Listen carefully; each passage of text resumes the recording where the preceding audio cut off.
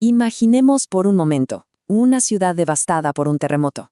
Todo es caos, escombros, y en medio de todo eso surge una pregunta crucial. ¿Quién busca vida ahí, entre las ruinas? Bueno, pues la respuesta muchas veces viene de la mano de un grupo de gente increíble, los Bomberos Unidos Sin Fronteras, o como se les conoce, BUSF. Pero ojo, porque su trabajo va muchísimo más allá de lo que uno se imagina. Así que hoy vamos a meternos de lleno en el mundo de BUSF para entender por qué son mucho más que bomberos. Ok, ¿y cómo lo vamos a hacer? Este va a ser nuestro mapa. Primero, nos vamos al momento cero, cuando golpea el desastre. Después, veremos su respuesta de élite, casi de película. Luego, ¿qué pasa después del rescate? Veremos qué hay más allá de los escombros. Y finalmente, nos enfocaremos en cómo fortalecen a las comunidades locales y el legado que dejan atrás. Muy bien, entonces entremos en materia. Vamos a empezar por el principio, justo en el epicentro de la acción, cuando ocurre el desastre. Es aquí donde vamos a conocer a fondo a Bomberos Unidos Sin Fronteras. A ver, ¿quiénes son? BUSF se fundó en España allá por 1996. Y sí, su nombre dice bomberos, pero son mucho más. Es una ONG internacional y su equipo está formado por bomberos, claro, pero también por un montón de otros profesionales. Todos unidos por una misma causa, la ayuda humanitaria. Y para que nos hagamos una idea de su magnitud, el impacto es, de verdad, gigante. Miren estos números.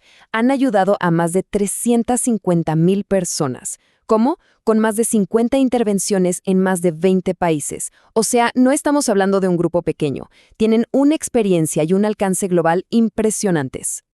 Ok, ya sabemos quiénes son. Ahora vamos a lo bueno, a la acción. ¿Cómo es su respuesta de élite? Pensemos en esas primeras horas, las más críticas, justo después de una catástrofe. ¿Qué hacen exactamente? Pues aquí es donde entra en juego una de sus grandes especialidades, algo que se conoce como USRR. Son las siglas en inglés de Búsqueda y Rescate Urbano. Y esto no es cualquier cosa, ¿eh? Es una disciplina súper especializada, súper técnica, que se enfoca en localizar, sacar y dar los primeros auxilios a la gente que ha quedado atrapada bajo los escombros. Y esta respuesta inmediata se sostiene, digamos, sobre 3 patas fundamentales. La primera, obviamente, es el rescate. Ahí es donde vemos a los equipos usar y a sus increíbles perros de las unidades K9. La segunda es la parte médica. Montan puestos de atención súper avanzados en medio del caos. Y la tercera, que a veces se nos olvida, pero es clave, es la logística. Por ejemplo, purificar agua, algo absolutamente vital para que la gente sobreviva. Y es que, como decíamos antes, el equipo es súper variado. No son solo bomberos, para nada. Son médicos, son enfermeras, son los guías de los perros, hasta pilotos de drones.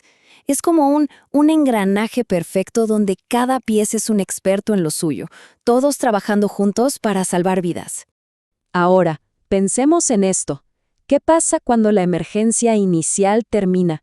Cuando las cámaras de televisión se van y el polvo se asienta. Bueno, aquí es donde empieza la segunda parte de la historia. Vamos a ver qué hay más allá de los escombros, que es donde se ve el verdadero trabajo a largo plazo de BUSF. Miren, el caso de Pisco en Perú lo ilustra a la perfección. Hubo un terremoto terrible en 2007. BUSF llegó, claro, para el rescate. Pero aquí viene lo interesante. No se fueron, se quedaron. Durante los siguientes años, hasta 2011, con un programa llamado Agua Solidaria, instalaron 4 sistemas de agua potable permanentes. Y lo mejor de todo es que hoy son las propias comunidades las que los gestionan. Eso es sostenibilidad. Y esto de Pisco no es un caso aislado, ¿eh? Este modelo lo replican. Con ese mismo programa, Agua Solidaria, han llevado agua limpia a más de 100,000 personas en la Amazonía peruana. Otro ejemplo, Haití, después del terremoto de 2010. Allí estuvieron, reconstruyendo escuelas. O en Puno, también en Perú, donde entregaron kits escolares para más de 200 chicos. Es que es eso, al final, no solo salvan vidas en el momento, ayudan a reconstruirlas después.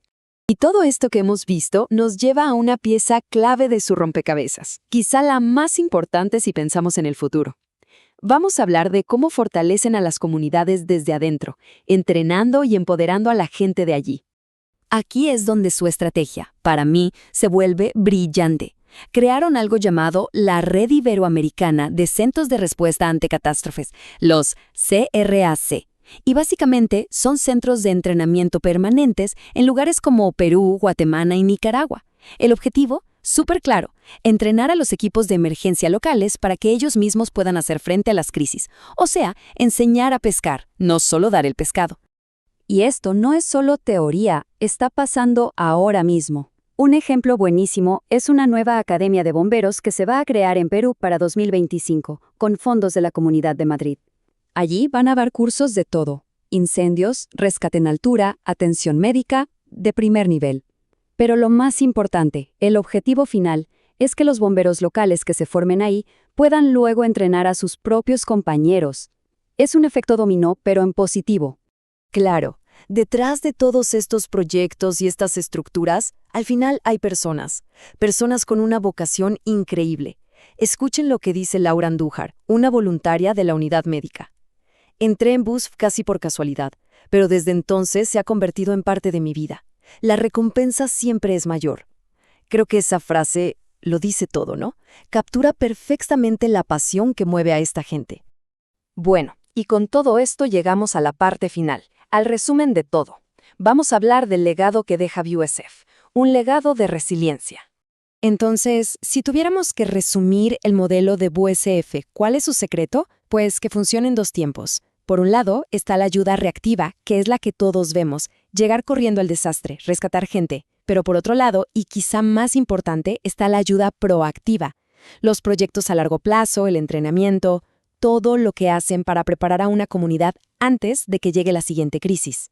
Y si alguien necesita la prueba final de que este modelo funciona, aquí está. En febrero de 2026, el Centro de Entrenamiento de Arequipa, en Perú, ese que BUSF montó y gestionó por años, fue entregado oficialmente a los bomberos voluntarios del Perú. Misión cumplida. El conocimiento, las herramientas, la capacidad, todo se quedó en casa, en manos locales. Y todo esto nos deja con una reflexión final, una pregunta que queda en el aire. ¿Cuál es la verdadera medida de la ayuda? ¿Se mide en cómo respondemos a la catástrofe del momento o en lo que construimos para que la próxima, cuando llegue, duela un poco menos?